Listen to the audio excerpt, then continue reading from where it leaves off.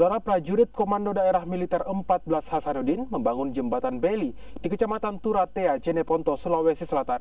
Pembangunan jembatan Beli lantaran sebelumnya jembatan Munte terputus akibat diterjang banjir beberapa waktu lalu. Pembangunan jembatan Beli ini sebagai tindak lanjut dari kunjungan Panglima Kodam 14 Hasanuddin, Majen TNI Surawahadi yang memerintahkan dan Yon Sipur 8 Sakti Mandraguna untuk membangun jembatan Beli di Kecamatan Turatea, Jeneponto. Pembangunan jembatan Beli di lokasi jembatan Munte yang putus akibat banjir di Kecamatan Turatea, Jeneponto dinilai vital karena merupakan akses warga untuk beraktivitas sehari-hari.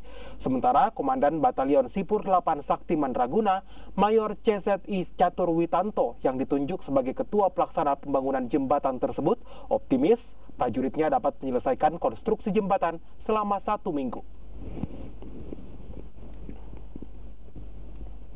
Tarik!